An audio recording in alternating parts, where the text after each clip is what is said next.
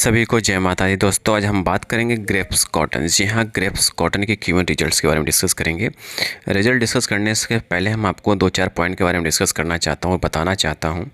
देखिए क्या है कि आज आपने देखा होगा रिजल्ट आते ही 14 से 15% का लोअर सर्किट कह सकते हो या सेलिंग प्रेशर देखने को मिलता है ग्रेप्स कॉटन में। जी हाँ, उसके पीछे का रीज़न यही है, रिजल्ट ठीक ठाक नहीं था। सिंपल सी बात है कि रिजल्ट अच्छा नहीं था। तो आपको क्या लगता है कि एक Q1 रिजल्ट आने से कंपनी ख़राब हो गई?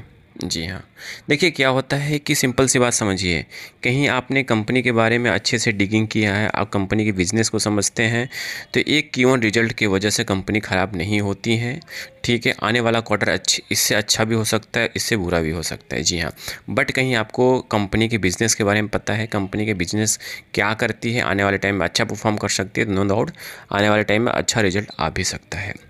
तो यहाँ पे आपने देखा कि आज ग्रेप्स कॉटन में अच्छा खासा सेलिंग प्रेशर देखने को मिला। उसके पीछे का रीज़न एक ही था कि कंपनी का जो Q1 रिजल्ट था वो अच्छा नहीं था। जिस तरह लोगों ने अनुमान लगाया था उस अनुमान के मुताबिक रिजल्ट अच्छा नहीं आया। उसके वजह से आपने देखा होगा ग्रेप्स कॉटन में अच्छा खासा सेलिंग प्रेशर देखने को मिला और लोगों ने जम के यहाँ पे सेल आउट किया। जी हाँ, तो यहाँ पे अब बढ़ता कि अब यहाँ पे करना क्या चाहिए। ठीक है, और कहाँ कहाँ पे दिक्कतें आई उस पे हम थोड़ा सा नज़र डालते हैं, उस पे देखने की कोशिश करते हैं। तो यहाँ पे आपने देखा होगा, यहाँ पे हम रिजल्ट डिस्कस करते हैं, इस Q1 की बात करते हैं। तो टोटल जो रिवेन्यू ऑपरेशंस था इस क्वार्टर में 629 रिवेन्यू ऑपरेशंस ठीक ठाक था, सही था। ठीक है, बट वहीं हम बात करते हैं पिछले साल के सेम क्वार्टर से कंपेरिजन करेंगे, 540 के आसपास था, इस बार 629 था, ठीक था।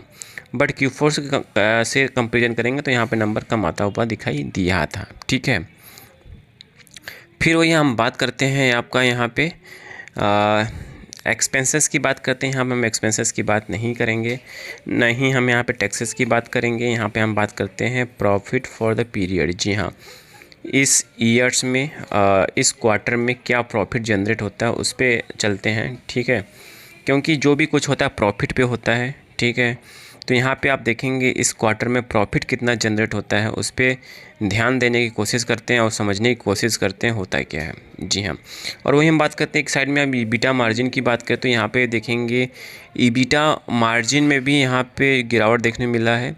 पहले 7.6 के आसपास था जो गिर के कितना हो गया 5.8 के आसपास गिरता हुआ दिखाई दिया है। ठीक है, वहीं हम बात करते हैं नेट प्रॉफिट की बात करें तो इस बार नेट प्रॉफिट आप जो देख रहे हैं इस बार कंप्रेसिव इनकम देखेंगे या प्रॉफिट पीरियड देखेंगे यहाँ पे, तो इससे हम थोड़ा सा कंपेरिजन करते हैं। यहाँ पे आप ध्यान दीजिए तो इस क्वार्टर में 49 पॉइंट के आसपास था और पिछले साल के सेम क्वार्टर में देखेंगे तो 56 करोड़ के आसपास था।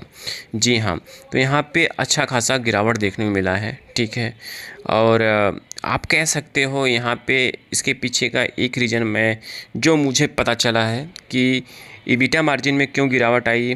ठीक है, और उसके पीछे एक ही रीज़न था, कॉस्ट ऑफ डिलीवरी। जी हाँ, यहाँ पे जो रॉ मटेरियल था जिस इंडस्ट्रीज़ में कंपनी काम करती है, ठीक है, वहाँ पे मार्जिन पे जो फ़र्क पड़ा हो वो मार्जिन पे फ़र्क पड़ा हुआ किसकी वजह से पड़ा हुआ है, वो पड़ा है आपके कंपनी के जो रॉ मटेरियल है, जो कंपनी की कॉस्टिंग है उस पर डिपेंड होता है। तो उसके वजह से यहाँ पे आप देखेंगे गिरावट देखने को मिला।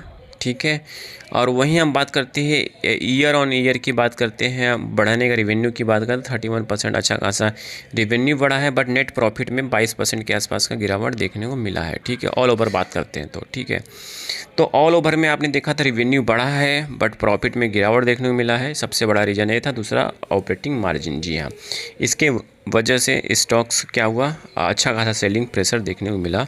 ठीक है, तो ऑल ओवर कहा जाए तो रिजल्ट ठीक नहीं था, बट कहीं कंपनी का बिजनेस आने वाले टाइम में अच्छा परफॉर्म करेगा तो रिजल्ट Q2 अच्छा हो सकता है और फिर से मोमेंटम और तेज़ी देखने को मिल सकता है। आई थिंक सारी इन्फॉर्मेशन आपको समझ में आ चुकी होगी। समझ में आ चुकी प्लीज़ लाइक एंड सब्सक्राइब करिएगा, दोस्तों के साथ जरूर शेयर करिएगा। धन्यवाद।